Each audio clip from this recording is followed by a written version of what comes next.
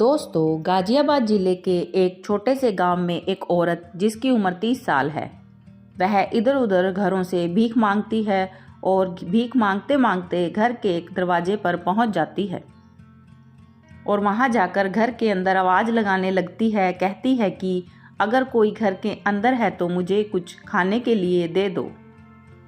मैं 2-3 दिन से भूखी हूँ। थोड़ी देर तक आवाज़ लगाती रहती है, लेकिन उस घर के अंदर से न तो कोई व्यक्ति बाहर निकलता है और ना ही किसी की आवाज़ आती है। तो भिखारिन वहाँ से मायूसी सा चेहरा लेकर वापस लौटने लगती है, लेकिन तभी एकदम से पीछे से आवाज़ आती है और वह व्यक्ति उसे कहता है कि रुकिए ज़रा, मैं बाथरूम के अंदर था और इसी वजह से मुझे आने में देर हो गई।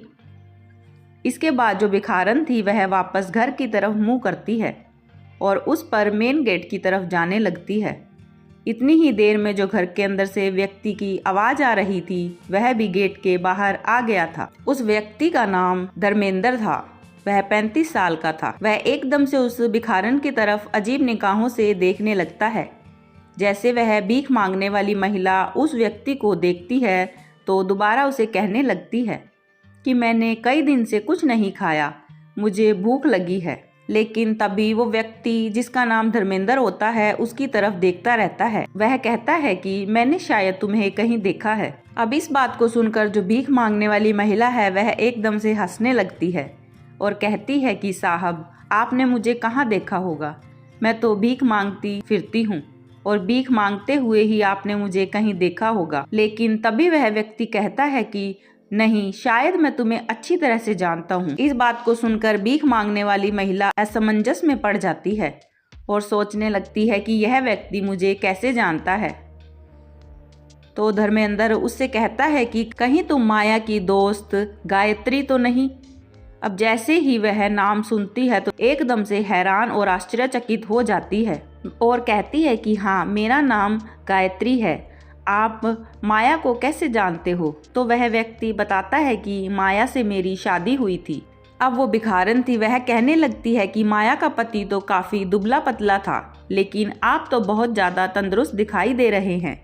तब वह बताता है कि समय के साथ साथ खान पान के चेंज होने के कारण मेरा शरीर हष्ट पुष्ट हो गया है। उसके बाद भिखारन थी उसे कहने लगती है कि कहाँ है माया? अगर घर के अंदर है तो आप उसे बुला दीजिए, मैं उसे बातें करना चाहती हूँ। इसके बाद जो व्यक्ति था जिसका नाम धर्मेंद्र था थोड़ा मायूस हो जाता है। वह मायूसी भरी आवाज़ में उससे कहता है कि माया तो मुझे छोड़कर कब की जा चुकी है।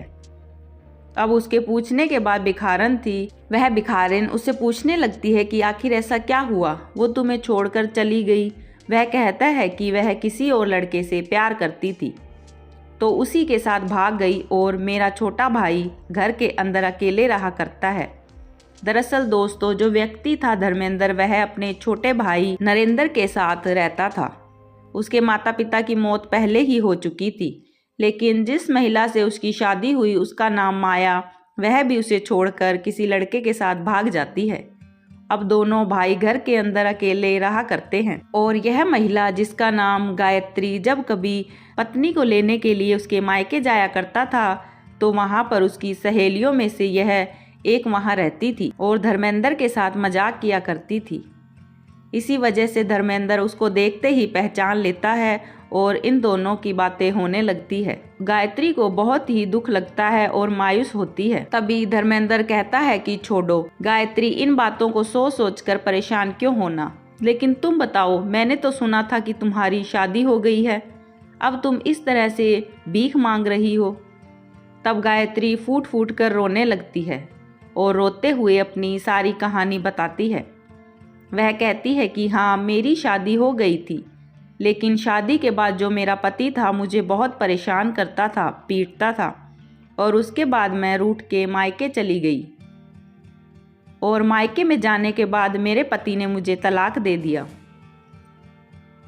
तलाक के बाद अपने माता पिता के साथ रहती थी, लेकिन समय के साथ मेरे माता पिता की भी मौत हो गई। मौत होने के बाद घर के अंदर जो मेरे भैया भाभी थे वह मेरे साथ बुरा व्यवहार करने लगते थे। अब बुरा व्यवहार मुझसे सहन नहीं होता तो मैं वहाँ छोड़कर सब आ गई। और यहाँ मैंने इधर उधर काम करना स्टार्ट किया। लेकिन जहाँ पर भी काम करने के लिए जाती वहाँ पर लोग मुझ पर गंदी निगाहें रखते थे और मेरे साथ गलत करने की कोशिश किया करते थे।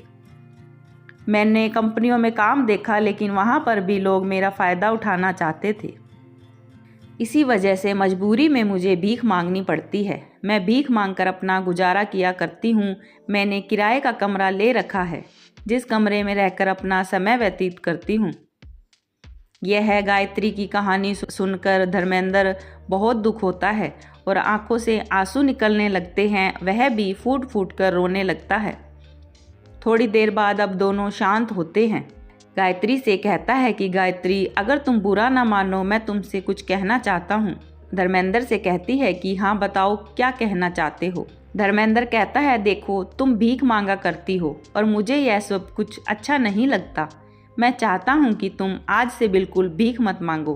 तुम्हारी ज़िंदगी जीने के लिए जितना भी सामान तुम्हें चाहिए, मैं सब तुम्हें वो प्रोवाइड करवा दूंगा। मेरी पत्नी भी किसी और के साथ भाग गई है और तुम्हारे पति ने भी तुम्हें छोड़ दिया है। तुम्हारा भी कोई सहारा नहीं है और हमारे घर में भी कोई महिला नहीं है जो घर को अच्छी तरह से संभाल सके। तो मैं चाहता हूँ क्यों ना हम दोनों एक दूसरे से शादी कर लें।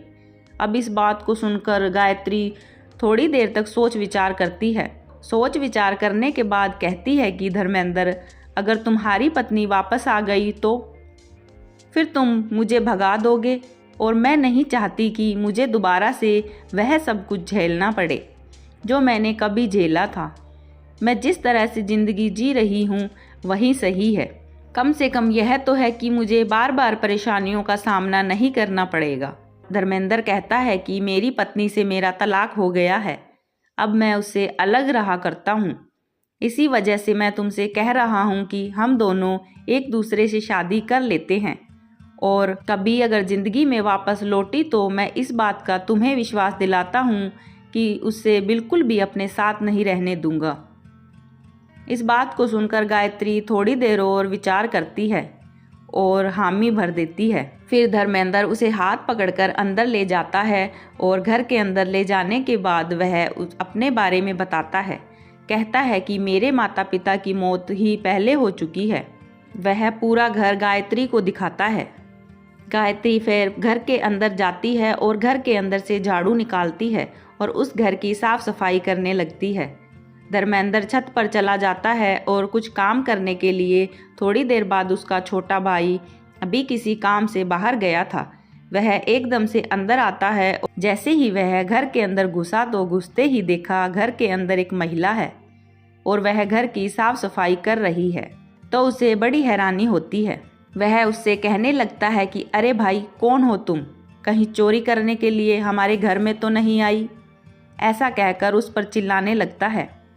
लेकिन तभी गायत्री होती है। वह कहती है कि अरे, हमारे घर में आकर मुझसे पूछ रहा है कि मैं कौन हूँ? तुम कौन होते हो मुझसे यह सब पूछने वाले? अब यह बात सुनकर धर्मेंद्र का छोटा भाई थोड़ा सा नाराज हो जाता है और गायत्री को हाथ पकड़कर घर से बाहर घसीटने लगता है और गायत्री को घसीटते हुए बाहर आंगन में ले आता है। इतनी ही देर में उसका बड़ा भाई धर्मेंद्र छत से नीचे उतर कर आता है। गायत्री उसे छोड़ने के लिए कह रही है और वह उसे खींचे जा रहा है। तभी वह अपने छोटे भाई को आवाज लगाता है कि इसमें इसकी कोई गलती नहीं है। यह तुम्हारी भाभी की सहेली है और यह भीख मांगती हुई इधर उधर घूम रही थी। इसका पति भी इसे तलाक दे चुका है, तो मैंने सोचा हमारे घर में रह लेगी और हमारे घर का काम भी कर देगी। अभी इस बात को सुनकर छोटा भाई पहले तो आश्चर्य होता है और थोड़ी देर बाद वह कहता है कि ऐसी कोई बात नहीं थी। अब इतनी देर से घर के अंदर एक सदस्य बढ़ गया है। लेकिन उसके बाद थोड़ी देर सोच विचार करने के बाद वह कहता है, भैया ठीक है, लेकिन अगर आप इसे इस तरह से घर के अंदर रखोगे तो गांव वाले हम पर उंगली उठाएंगे और चारों तरफ हमारी बदनामी हो जाएगी। तब धर्मेंद्र कहता है, बात तो सही है। फिर वह थोड़ी देर सोच विचार करता है और कहता है कि फिर हमें क्या करना चाहिए। तब वह कहता है, अगर तुम्हें इसको घर में रखना है तो तुम्हें मंदिर में जाकर शादी करनी होगी। इसके बाद यह हमारी भाभी बनकर इस घर में आराम से रह लेगी। धर्मेंद्र को अपने छोटे भाई की बात सही लगती है, तो वह अपने छोटे भाई को प्रधान जी को बुलाने के लिए भेजता है और खुद घर के अंदर प्रधान जी के आने का इंतजार करने लगता है। थोड़ी देर बाद प्रधान जी आ जाते हैं। वहां आने के बाद वह उन्हें सारी कहानी बताता है कि इसका भी इस दुनिया में कोई नहीं है, तो मैं सोच रहा हूँ कि मैं इससे शादी कर लूँ। शादी करने के बाद हमारा परिवार भी कंप्लीट हो जाएगा, इसकी ज़िंदगी के दुख भी दूर हो जाएंगे। अब जो प्रधान होते हैं वह भी इस बात से सहमति जताते हैं, क्योंकि यहाँ पर दो लोगों की ज़िंदगी अच्छी तरह से व्यतीत होने वाली थी, तो वह भी अनुमति दे देते हैं। कुछ लोगों को गांव में इकट्ठा किया जाता है और उनकी मंदिर में शादी करवा दी जाती है। इसी तरह से धीरे धीरे समय बीतता है। गायत्री के एक लड़का होता है जिसका नाम उन्होंने देवेंद्र रखा था, और लड़के को पाकर धर्मेंद्र बड़ा ही खुश होता है। गायत्री अपने घर को बड़े अच्छे से संवारती है। तभी एक शाम अपने पति से कहती है कि अगर आपको किसी दिन टाइम हो तो एक दिन टाइम मेरे लिए ज़रूर निकालना। यह बात सुनकर धर्मेंद्र हैरान होता है और फिर पूछता है कि तुम्हें क्या काम है। वह कहती है कि यह काम मैं तुमको वहीं चलकर बताऊंगी, वहां पर तुम्हें मेरे साथ जाना होगा। धर्मेंद्र अपनी पत्नी की भावनाओं की कदर करते हुए कहता है कि ठीक है। वह कहता है कि कोई बात नहीं, तुम्हें जब भी चलना हो मुझे बता देना, और अपने पति से तैयार होने के लिए कहती है।